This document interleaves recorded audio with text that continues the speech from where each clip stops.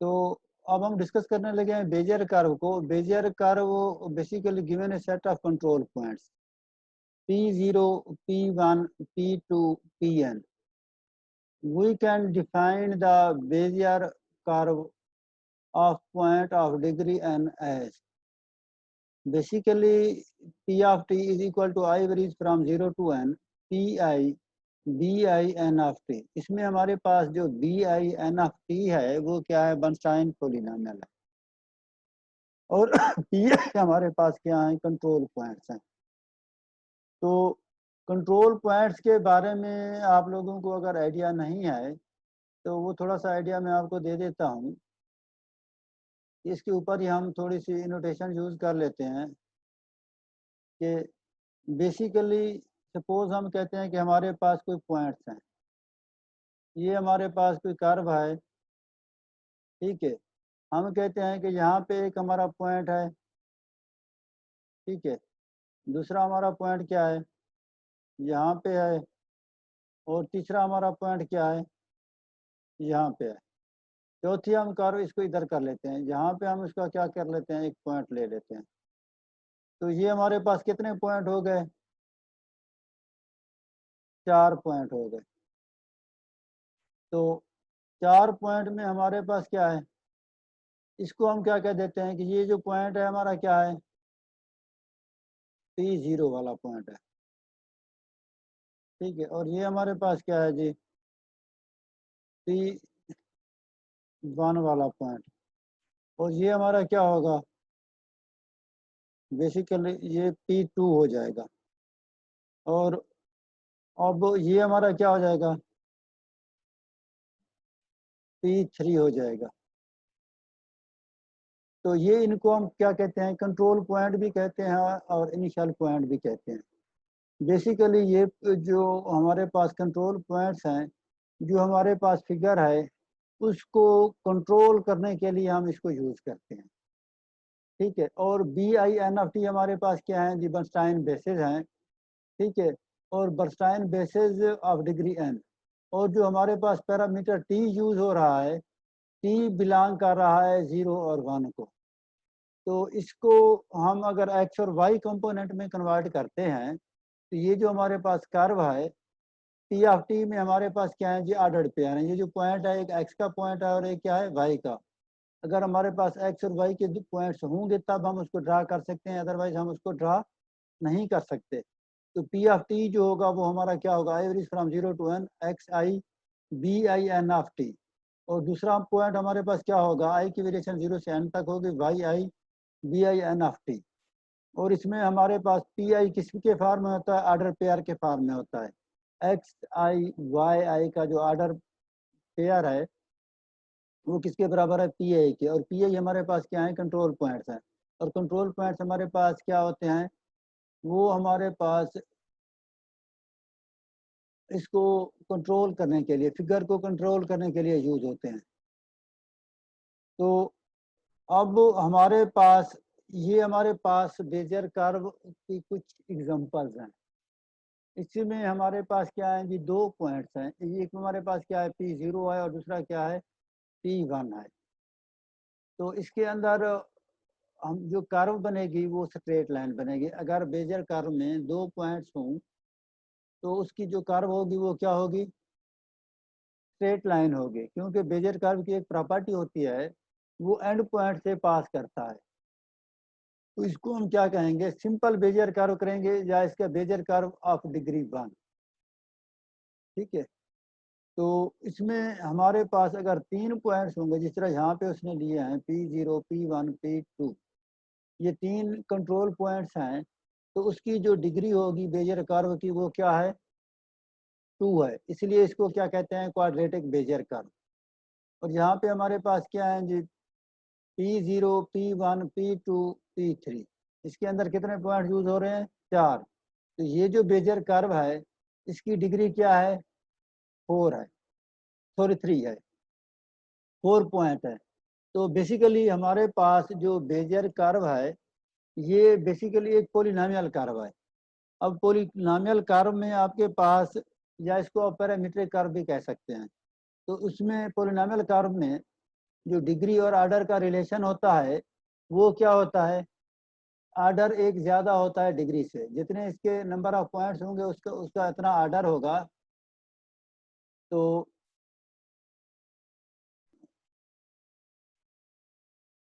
जी इकरा अपने आप को अनम्यूट कर लें। एक्सक्यूज मी सर, ये जी जो जी सेकंड वाला है जिसमें हमारे पास ये यूज हुआ है क्वाड्रेटिक बेजियर कर्व, जी इसमें you have said that there are 3 points, ठीक है, तो इसकी जो डिग्री है हमारे पास 2 होगी, but the word they have used is quadratic, वो तो 4 के लिए नहीं होता। 4 के लिए क्वाड्रेटिक होता है। देखिए ना, हमारे पास पहले हम जब क्वाड्रेटिक इक्वेशन में आपकी डिग्री क्या होती है, क्वाड्रेटिक फार्मूला पढ़ा है?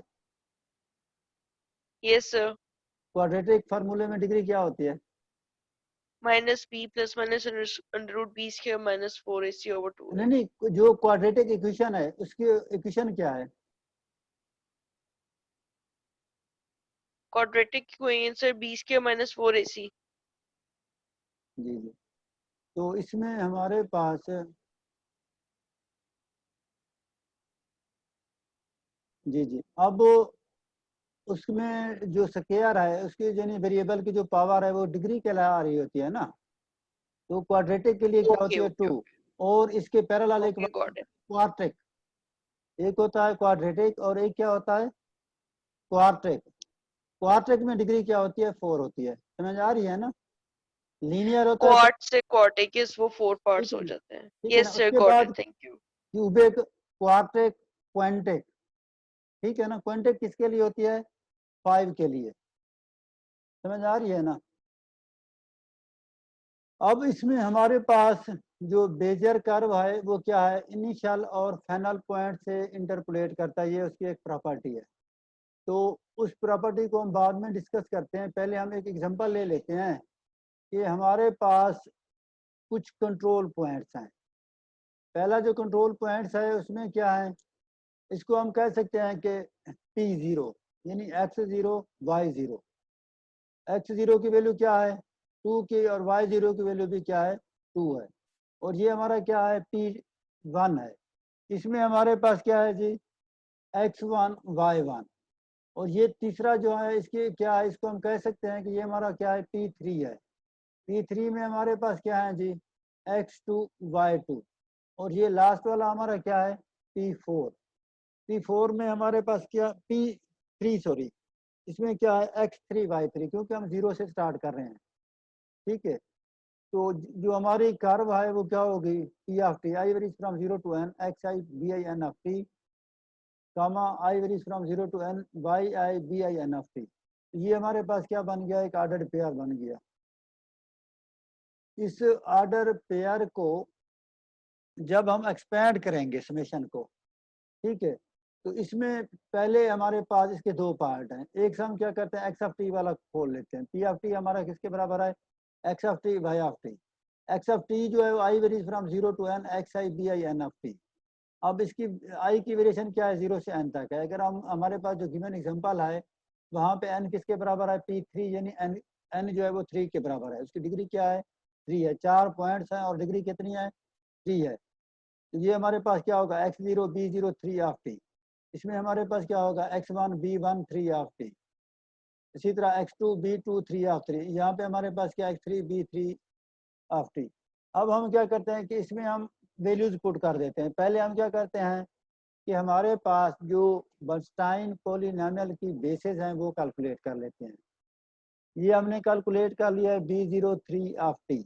उसकी वैल्यू हमारे पास क्या आ गया, 1 माइनस टी क्यूब आ गया है। फिर 1b1 3 ऑफ टी, इसकी वैल्यू क्या है, 3t into 1 minus T square आ गया है। फिर इसके बाद क्या है, b2 3 ऑफ टी। ठीक है, इसको जब हम सॉल्व करेंगे तो ये हमारे पास क्या हो जाएगा, 3t square into 1 minus T. और फिर एंड पे हमारे पास क्या है जी, b3 3 ऑफ टी। ये बेसिस हमने कैलकुलेट कर ली है। बेसिस कैलकुलेट करने के बाद हम इनकी क्या कर देंगे, वैल्यू पुट कर देंगे। जब वैल्यू पुट कर देंगे तो हमारे पास एक्स ऑफ टी की ये एग्जांपल आ जाएगी। इसको जब हम सिंप्लीफाई करेंगे आफ्टर सिंप्लीफिकेशन तो हमारे पास ये रिजल्ट आ जाएगा। तो ये वैल्यू किसकी है, एक्स ऑफ टी की है। और फिर हम क्या कैलकुलेट करेंगे, वाई ऑफ टी कैलकुलेट करेंगे। ये हमारे पास क्या है जी, y ऑफ t, ठीक है ना। तो y ऑफ t जब हम कैलकुलेट करेंगे तो ये पहले हम उसको क्या करेंगे, एक्सपेंड कर लेंगे। फिर उसकी जो बेसेस हैं ये ऑलरेडी हम निकाल चुके हैं, b03 of t, b13 of t। Just जो y के पॉइंट हैं y0, y1, y2, y3, उनकी वैल्यूज पुट करनी है। जब हम वो वैल्यूज पुट करेंगे और बेसिस साथ में पुट करेंगे तो हमारे पास after simplification y of t किसके बराबर आ जाएगा, इसके। जो हमारे पास Bezier curve p of t होती है वो किसके बराबर होती है, x of t y of t के। तो ये हमारे पास ऑलरेडी पेयर फॉर्म में किसकी वैल्यू आ गई है, बेजर कर्व की। तो अगर किसी को यहाँ तक समझ नहीं आई तो वो अपना हैंड रेज कर सकता है। अगर किसी को यहाँ तक कोई प्रॉब्लम है तो वो अपना हैंड रेज कर सकता है। मतलब ये है कि आप में से किसी ने भी हैंड रेज नहीं किया, तो मतलब ये है कि ये आपको समझ आ गया है।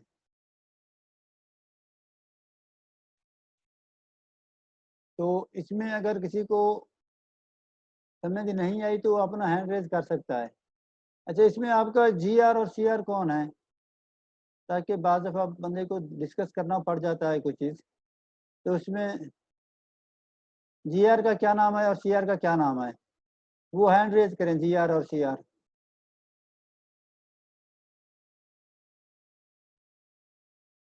आमिर बशीर, आप तो अपने आप को अनम्यूट कर लें। अच्छा जुनेद, आप अनम्यूट कर लें अपने आप को। जी जुनेद असलम, आप CR हैं यस सर, मैं CR हूँ। और GR कौन है?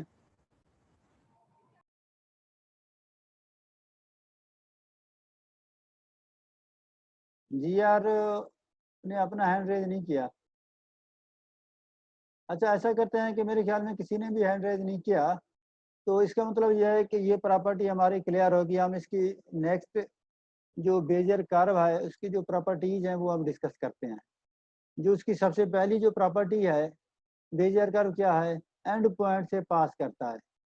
अगर हमारे पास P0 और Pn जो हैं वो क्या है, कर्व P ऑफ t के ऊपर हैं, इसका मतलब यह है कि P0 और Pn ये क्या है, एंड पॉइंट है, यानी पहला पॉइंट और आखिरी point. Bezier curve interpolate the end point हम कह सकते हैं, या दूसरा ये भी पूछा जा सकता है कि Bezier curve passes through initial and final point, यानी इनिशियल और फाइनल पॉइंट से भी पास करता है, या फिर एंड पॉइंट से पास करता है, या एंड पॉइंट इंटरपोलेशन है इसके अंदर।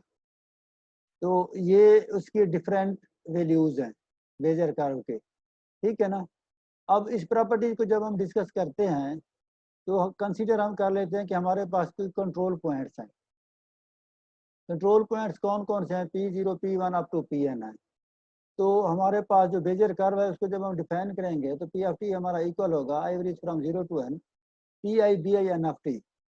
जब हम इसमें t is equal to 0 put करेंगे तो Bi n ऑफ 0 इक्वल होगा 1 के if i is equal to 0, और ये बराबर होगा 0 के if i does not equal to 0। तो ये हमारे पास जब दूसरा इसका केस है for t is equal to 1, तो इसमें हमारे पास Bi n ऑफ 1 जो है वो बराबर होगा 1 के if i is equal to n।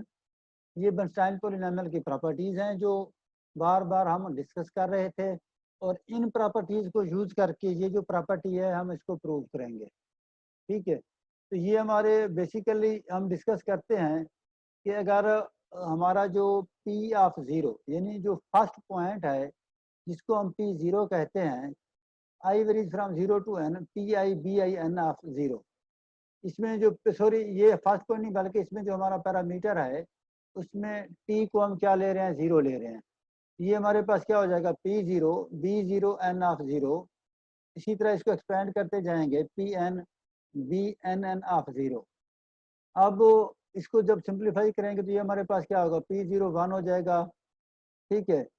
अब इसमें बेसिकली ये क्या है, P1 ऑफ 0 है, ये सारे बेसिकली क्या हो रहे हैं, 0 के साथ मल्टीप्लाई हो रहे हैं। उसकी वजह यह है कि जो जब हम i को 0 लेते हैं तो Bin ऑफ 0 जो है 1 है, अदरवाइज वो क्या है, 0 है। इसका मतलब यह है कि P0 ऑफ 1 यानी ये हमारे पास किसके बराबर है, P1 के। ये जो हमारे पास 1 ब्रैकेट में आपको नजर आ रहा है बेसिकली P0 ऑफ 1 नहीं है, बल्कि ये 1 मल्टीप्लिकेशन वाला है। जो P0 n ऑफ 0 इसकी वैल्यू क्या थी, 1 थी। यहाँ पे B1 ऑफ n की वैल्यू 0 थी, B2 ऑफ n की वैल्यू भी 0 थी। आपको ये सारी वैल्यूज क्या थी, 0 थी।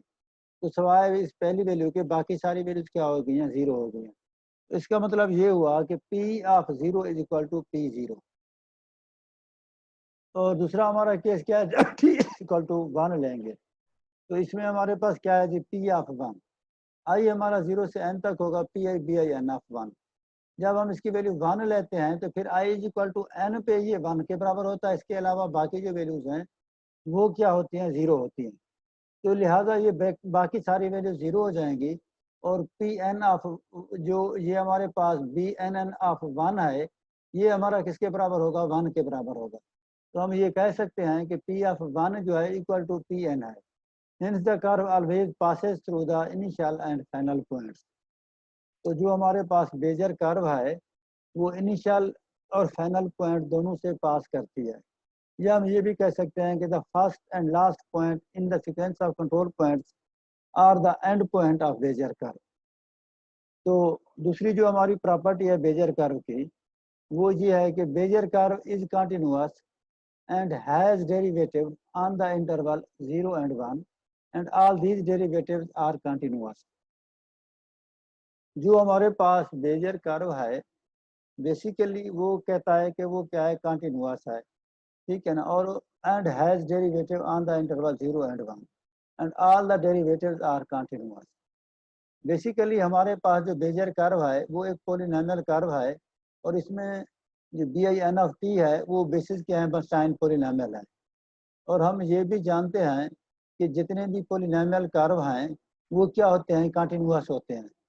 और उनके डेरिवेटिव भी कंटिन्यूअस होते हैं। लिहाजा बेजर कर्व भी किस पे डिपेंड करता है, पॉलिनॉमियल पे डिपेंड करता है। लिहाजा ये भी हमारे पास एक किस्म का क्या है, पॉलिनॉमियल कर्व है। तो लिहाजा ये भी कंटिन्यूअस भी है और इसके डेरिवेटिव भी एग्जिस्ट भी करते हैं और कंटिन्यूअस भी है। तो नेक्स्ट जो इसकी प्रॉपर्टी है वो ये है कि tangent line to a Bezier curve at the end points are parallel to the line through end points and adjacent control point. इस प्रॉपर्टी में हम ये डिस्कस करना चाह रहे हैं कि जो हमारे पास एंड पॉइंट हैं बेजर कर्व, जो एंड पॉइंट्स हैं उनके जो एडजेंस्ट पॉइंट हैं उसका क्या है, पैरेलल है, ठीक है ना। तो ये चीज़ हम प्रूव करना चाह रहे हैं। ये एक छोटी सी फिगर है, इसमें हमारे पास क्या है, P0 और P1। ये P0 एंड पॉइंट था और ये उसका P1 क्या एडजेंस्ट पॉइंट है। इन दोनों को जो लाइन ड्रा कर रही है और जो टेंजेंट लाइन है ये आपस में क्या है, पैरेलल होगी। और दूसरी हमारा एंड पॉइंट कौन सा है, Pn है और यहाँ पे Pn-1 होगा, ठीक है। तो जो इन दोनों पॉइंट की एक लाइन है इसके टेंजेंट लाइन भी एंड पॉइंट के ऊपर क्या होगी, सेम इसी तरह इसके पैरेलल ड्रा होगी। इस चीज़ को हम क्या करना चाह रहे हैं, प्रूव करना चाह रहे हैं। तो मैथमेटिकली हमारे पास क्या होगा, P0 पे अगर हम टेंजेंट लेना चाह रहे हैं मतलब ये है कि अगर इसका हम फर्स्ट डेरिवेटिव लेते हैं, ठीक है ना, is parallel to the line passing through P0 and P1। पहला पॉइंट हमारा ये होगा कि हम इसको tangent at P0 is equal to P0 prime. P0 prime का मतलब ये है कि टेंजेंट एट P0, ठीक है ना। ये क्या है, लाइन जो होगी वो पैरेलल होगी किसके, P0 और P1 के। और टेंजेंट एट Pn इसको हम डिनोट करेंगे P प्राइम ऑफ 1 को, 1 से। और ये पैरेलल किसके होगी, Pn-1 और Pn के। तो इसके लिए हम मैथमेटिकली कंसीडर हम कर लेते हैं कि हमारे पास कोई बेजियर कर्व है, उसमें आई वेरी कर रहा है 0 से n तक और Pi क्या है, कंट्रोल पॉइंट्स हैं, Bin ऑफ t क्या है, बर्नस्टाइन बेसिस है। तो इसमें हम सबसे पहले क्या ले लेते हैं, डेरिवेटिव ले लेते हैं। डेरिवेटिव जब हम लेंगे तो P prime of t is equal to i varies from 0 to n Pi d/dt into Bin of t। अब जो बर्नस्टाइन पॉलिनॉमियल हैं उनके जो डेरिवेटिव हैं ऑलरेडी हम फाइंड कर चुके हैं। तो वो उनकी हम क्या कर देंगे, यहाँ पे वैल्यूज पुट कर देंगे। वैल्यू पुट करने के बाद जो पी प्राइम ऑफ टी है, ठीक है, उसको हम क्या कर लेते हैं कि उसको एक्सपेंड भी कर लेते हैं और उसको अंदर टी की वैल्यू क्या कर लेते हैं, 0 पुट कर लेते हैं। ठीक है, तो इसको जब हम प्रूव करेंगे तो ये हमारे पास इस फॉर्म में बन जाएंगे इसकी वैल्यूज, और जब इसके ऊपर समेशन अप्लाई करेंगे तो ये रिजल्ट एक्सपेंड करके हमारे पास ये आ जाएगा। अब इस रिजल्ट में हम क्या कर रहे हैं कि उसकी वैल्यू चेक कर रहे हैं। अब इसमें हमारे पास क्या था, B0n माइनस, यानी कि B0 है और -1 है, इसकी पहली जो बेसिस है n-1 इंटू 0। यहाँ पे हमारे पास क्या था, i-1 था। i को अगर हम 0 पुट करेंगे डेरिवेटिव में तो ये वैल्यूज आ जाएगी, और ये वैल्यूज बेसिकली हमारे क्या है, 0 है। और ये हमारे पास क्या है, B0n-1 ऑफ टी, तो ये हमारे पास किसके बराबर है, 1 के बराबर है। जी उस्मान खान, आप अपने आप को अनम्यूट कर लें। जी उस्मान, अपने आप को अनम्यूट कर लें।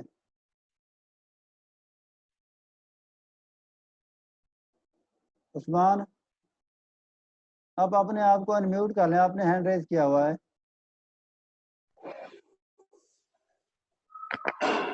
जी उस्मान।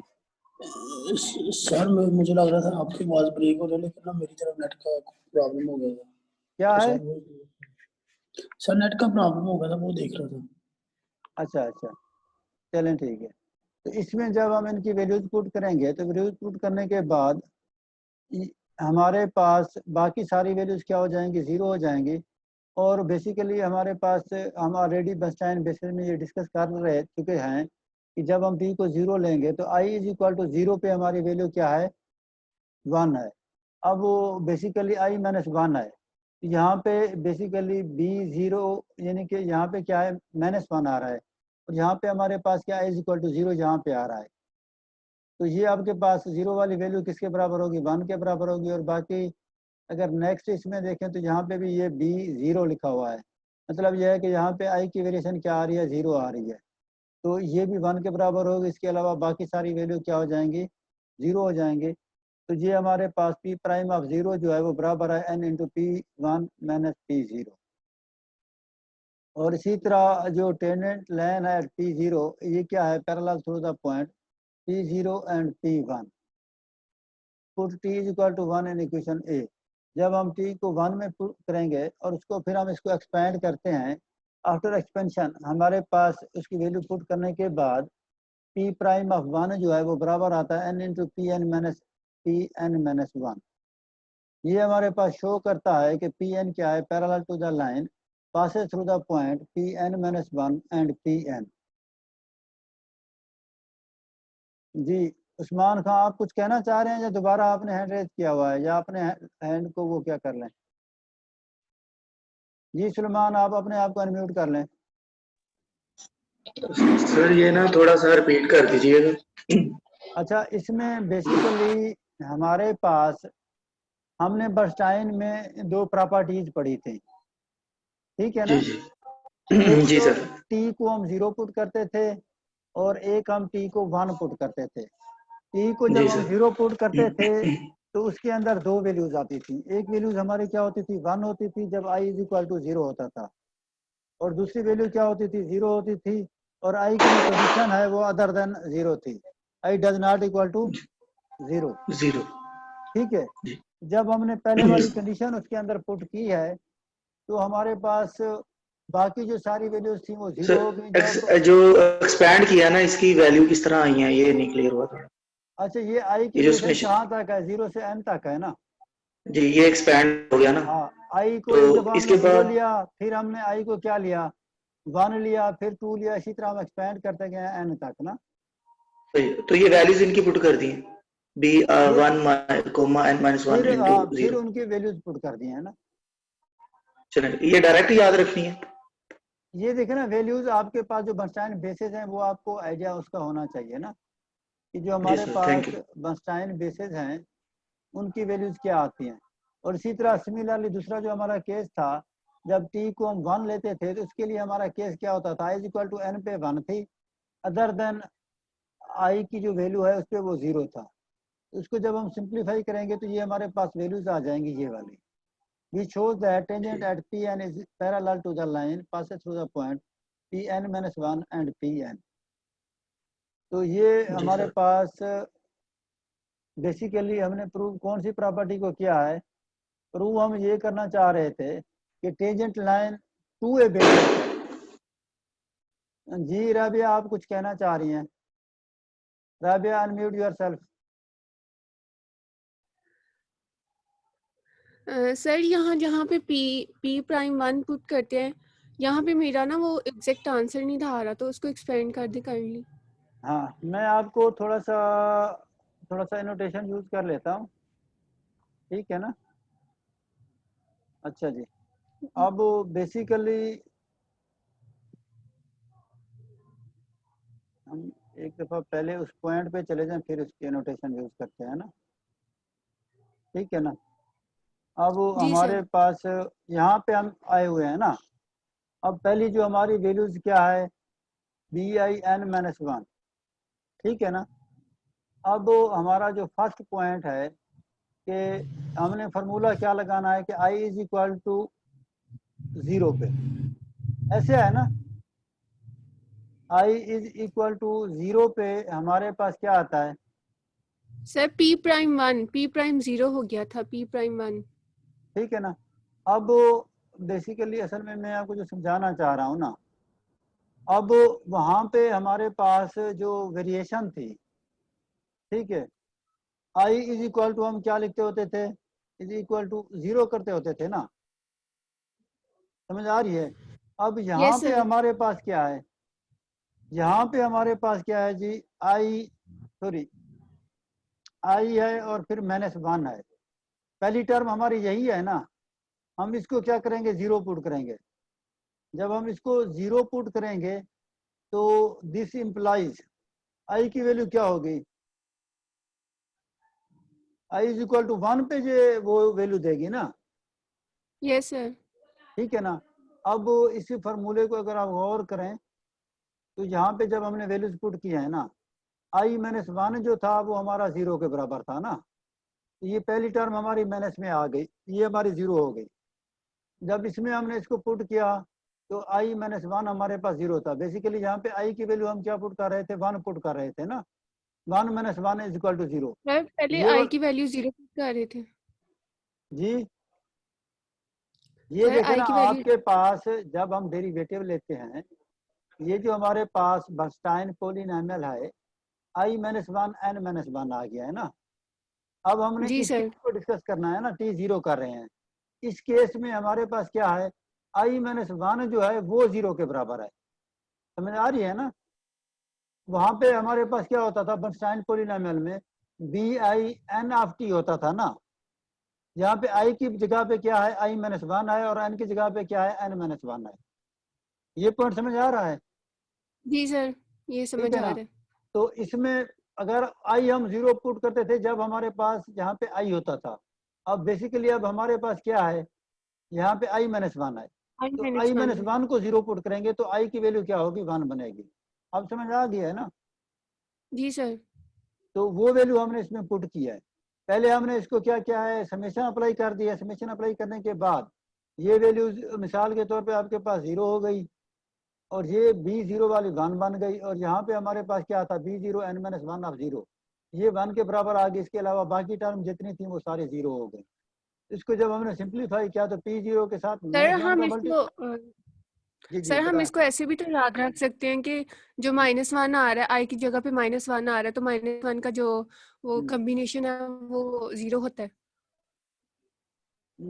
आप देख लें, आप जैसे भी याद रखना चाहें, अपने एक स्केच हर बंदे ने अपना अपनी तरह से बनाना होता है ना याद करने के लिए।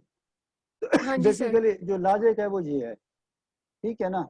तो बाकी जो भी आप याद करने के लिए कर सकते हैं लॉजिक। सर क्योंकि इसका कॉम्बिनेशन ही ओपन करते हैं ना इस फार्मूले का, तो उसमें कॉम्बिनेशन में जो है ना वो आता है माइनस, तो इस वजह से मैंने तो इसका जी जी, 0 किया था। तो अब क्लियर हो गया है? सर इसका तो क्लियर है, पी प्राइम 0 का क्लियर है, पी प्राइम 1 मेरा ना एग्जैक्टली इक्वल नहीं था आ रहा अच्छा उसके। अच्छा, हाँ उसको कर लेते हैं दोबारा, ठीक है ना? फिर हम जाते हैं P'1 पे, ठीक है ना? P प्राइम 1 पे हमारे पास जो केस है, इसमें हमारे पास क्या है, nth टर्म कौन सी है, ये n-1 है ना। आई को जी हमने सर। n-1 पे ये नॉन जीरो है, समझ आ रही है ना। जी सर। आई की वैल्यू जब क्या होगी, n-1 होगी, ये हमारे पास क्या होगा,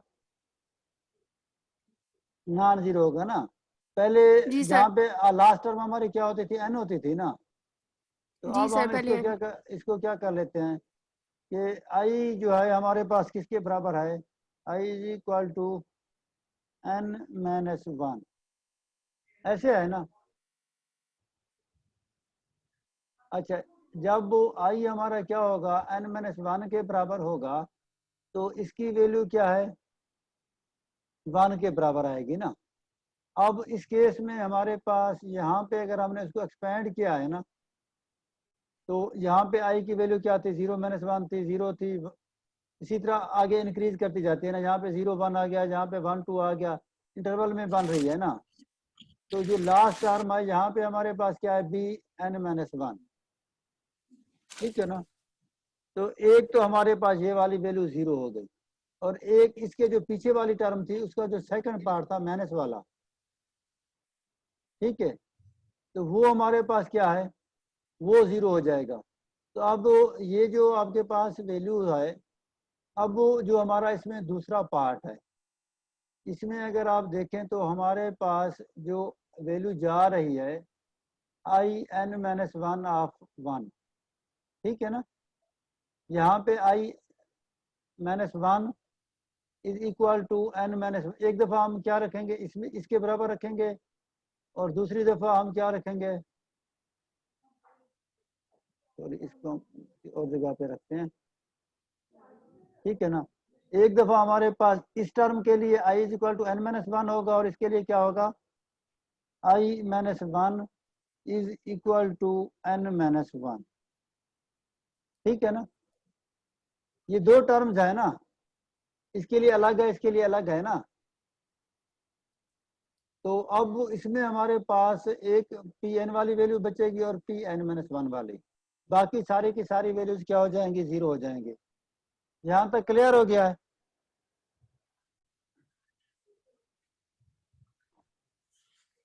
ये सर एक दफा मैं सॉल्व करूंगी, खुद देखूंगी। ठीक है ना, इसको सॉल्व करके आप लोग चेक कर लेना, ठीक है ना। सिंपल सी कैलकुलेशन है, जस्ट इसमें कुछ जो पॉइंट्स हैं वो समझने वाले हैं ना। तो ये जो सब्जेक्ट है बड़ा आसान सा है, जी सर ठीक है। बहुत इजी है। और दूसरा इसकी जो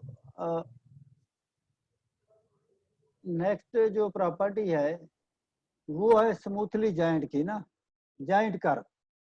अब हमारे पास जो दो कर्व हैं वो जॉइंट कब करते हैं, ठीक है ना। जॉइंट तब करते हैं कि पहले कर्व का एंड और दूसरे कर्व का आगाज, ठीक है। अगर वो आपस में क्या हूँ, एंड पॉइंट और इनिशियल पॉइंट ऐसा है ना, सेम हूँ, यानी पहली कर्व के एंड पॉइंट और दूसरी कर्व के इनिशियल पॉइंट, तो फिर वो कर्व क्या कर रही होती है, जॉइन कर रही होती है। ऐसे नहीं होता यूजुअली। अगर हम देखें, अगर हमारे पास कोई दो कर्व्स हैं, जिनको एक कर्व को हम डिनोट कर रहे हैं पी ऑफ टी से और दूसरी को हम क्या करते हैं क्यू ऑफ टी से, तो हम ये कहते हैं कि initial points of Q T, जो सेकंड कर्व है उसके इनिशियल पॉइंट वो इक्वल होने चाहिए किसके, जो हमारे पास पी ऑफ टी जो कर्व है उसके जो फाइनल पॉइंट्स हैं। तो फिर हम कह सकते हैं कि कर्व हमारे पास क्या है, जॉइंट कर रही है। तो एक और हम टर्म यूज कर रहे होते हैं, स्मूथ और कंपोजिट कर्व की, यानी कि कंपोजिट कर्व, ठीक है। अगर हमारे पास कोई कर्व हैं, उनकी जो स्मूथनेस है या कंटिन्यूटी है, उसके लिए हम फर्दर इसकी कुछ पॉइंट्स जो है वो हम डिस्कस करते हैं, ठीक है ना। हमारे पास पी ऑफ टी है और दूसरा कर्व क्या है, क्यू ऑफ टी है। तो इफ Pn-1 Q0 Q1 अगर ये कोलिनियर होंगे, तो फिर हम कह सकते हैं कि जो हमारे पास दो कर्व्स हैं ठीक है ना, या उनका जो कंपोजिट है, या उन कारों की जो एक अलाइनमेंट बन रही है उसमें कंटिन्यूटी एग्जिस्ट कर रही है, और वो जो कंटिन्यूटी का लेवल है वो क्या है, C1 है। तो ये हम पहला जो हमारा लेक्चर था उसके अंदर हमने ज्योमेट्रिक और पैरामीट्रिक कंटिन्यूटी को थोड़ा सा डिस्कस किया था। तो फर्दर जब हम इसकी एग्जांपल में जाएंगे तो ये बात हमें क्लियर हो जाएगी कि हमारा जो कर्व है वो स्मूथली जॉइंट है या नहीं है। अगर है तो उसको मैथमेटिकली हम कैसे प्रूव करते हैं। उसके लिए क्या है, 2-3 मेथड्स हैं। तो हम ऐसा करते हैं कि हमारा जो नेक्स्ट सेशन है उसके अंदर वो 2-3 मेथड्स हम डिस्कस कर लेते हैं। तो अब हम क्या कर लेते हैं, ब्रेक ले लेते हैं। तो जो ब्रेक की टाइमिंग है वो कितनी होनी चाहिए?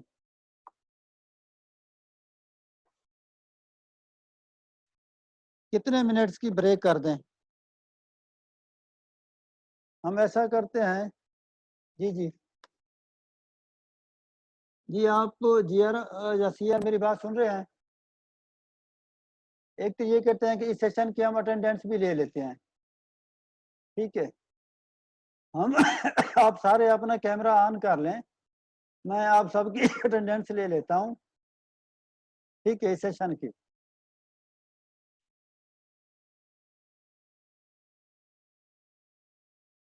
तो फिर फर्दर हम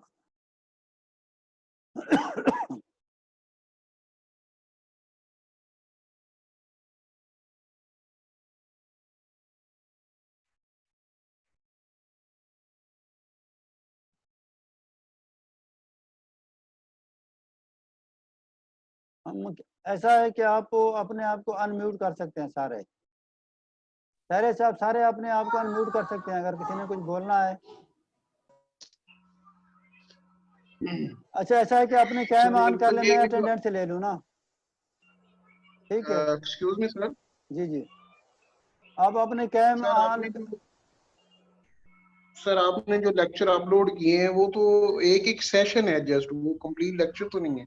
असल में ये था कि थोड़ा सा मिक्सिंग हो गई थी, पहले एक जो लेक्चर था ना, इसलिए थोड़ा सा पोर्शन मैंने रिपीट कर दिया है कि वो इसमें कवर हो जाए, क्योंकि वो उसकी वीडियो हमने साथ साथ बनाई नहीं थी।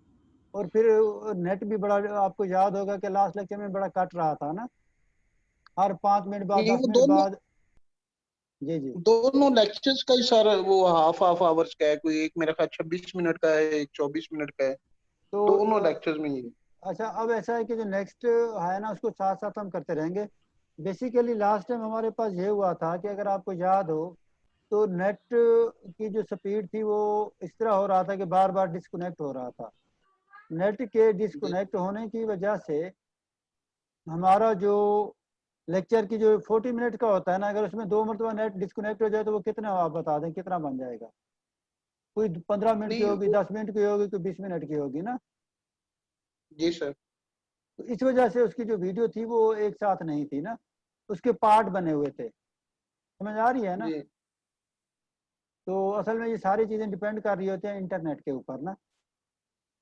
तो सारे लोग अपने जी कैमरे ऑन कर लें, मैं स्क्रीनशॉट ले लेता हूँ। सर, सारे और अपने सीआर, हाँ सीआर आप भी स्क्रीनशॉट ले लें। सर मैंने स्क्रीनशॉट ले लिया हूँ, मैं ऑलमोस्ट सबके ले लिए थे, अच्छा, 2 दफा ले आज लिए हमारे screenshot। पास मैक्सिमम 31 लोग हैं इस वक्त ना। Yes sir. सर जब मैंने ठीक है। लिए थे आई थिंक 33 थे। अच्छा, जो अब्सेंट है उनके नाम मुझे मैसेज कर देना इस सेशन में, यस सर, मैं कर दूंगा। ठीक है ना। मैक्सिमम चलो 33 आपकी बात मान लेते हैं, इससे ज़्यादा तो नहीं हुए ना अभी, यानी नो कि, सर। ठीक है ना। तो मैं भी स्क्रीनशॉट